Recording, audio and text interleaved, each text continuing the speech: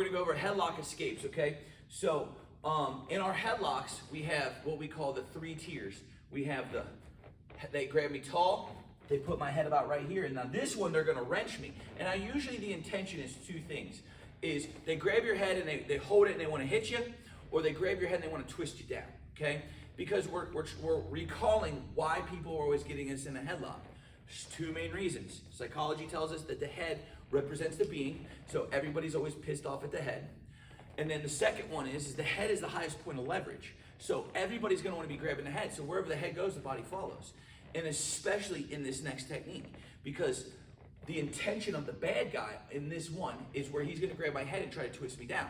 So if we're here, and headlocks can be done from multiple positions. We could be faced off like this, and I could, put my hands on him, and then he could just come in and get me in a headlock. Boom, that's 1. I could be standing like this talking to you guys, and he could just be pissed off and come in and get me in a headlock. Boom, 2. I could be standing like this. He could come up and grab me from behind, and when he grabs me from behind, I turn into him. Now I'm in a headlock, right? He could hit me, boom, and then I drive my head in, and then he gets me in a headlock. So there's so many ways that somebody could get you in a headlock. And 2, usually the intention, once the headlock is cinched, is I'm gonna hold you and hit you, or I'm gonna throw you to the floor, okay? So what we're gonna do is we're gonna do what we call the roll through. And this is when the top guy has that full intention and actually gets the takedown. So really quick, so let's just say Blake and I are standing here, and he comes in, and I put my hands on him, he comes in, and he gets me in that headlock right to here. And he almost does just like a little throw. So as he rolls me down, boom, and then lands right on top of me. This is what he wants, okay? So his intention is to throw me to the floor. So what I want to do is, how do I counter that technique? If I can't fully beat it and get out of it, what I'm gonna do is slow it down and control it from my side. And that's what we're gonna do. Okay, so let's say I'm standing here just like this. He comes up and gets me in that headlock. If he has his way, he'll wrench me, roll me through, laying on top. Go. Not today, my friend. So now, I put a little delay in his game by stepping through and catching. So that's a post. My second post is gonna go right to here, just like this. Okay? So now from here, as he keeps trying to wrench me, all I'm gonna do is bring my knee between his feet and pull it over the top, and we're gonna roll through just like that, okay?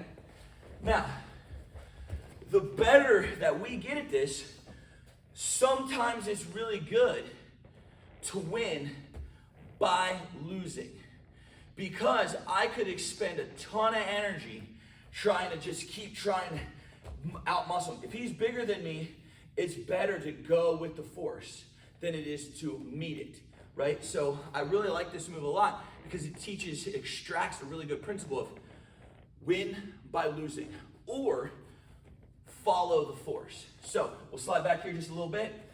As he grabs me and starts to do that, I'm gonna delay by here framing, right? And then once I feel good about it, my knee tucks in, I'm holding his hip, my foot's gonna tuck under my butt, and then from here I'm gonna roll him through just like this. Now, he's still got me in a headlock. So what's gonna start to happen is, I'm still defending this leg. I'm gonna put my hand on the mat, I'm gonna come underneath and cup his shoulder, I'm gonna pull him back, all right? So as I do that, I'm kind of stretching him out. Keep holding tight, please. Here, I step over the top, I get my hand on the top of the frame, and remember, in our frame, chin, support, now I'm gonna lift, and all my weight goes onto him. Clear the arm, for repping purposes, push the face, kick over for the arm bar. For self-defense, law enforcement, security, over the top, right to here. I'm solid in position. If I'm in a law enforcement, I can radio for help. Or 2, if I need to start working the cuffing procedures, I'll bring this hand underneath, I'll grab his wrist, or I'll cup his armpit. And what this does is this clears him, so now I can roll him to his belly, okay? And then from here, I'll start to clear and get all this stuff set up for cuffing, okay? And that's different series, different video, different day, okay? But now, as you get better at this, you control the roll through. If I'm good, I might just literally just let it go, right? So here, as he hits me, and I frame, boom, frame, okay, cool, accelerate, all right? Cup and pull, step over the top, hit him with that frame, clear the arm, drilling some jujitsu, bam, hit that arm, okay? So, remember the principles, which are win by losing and follow the force, okay?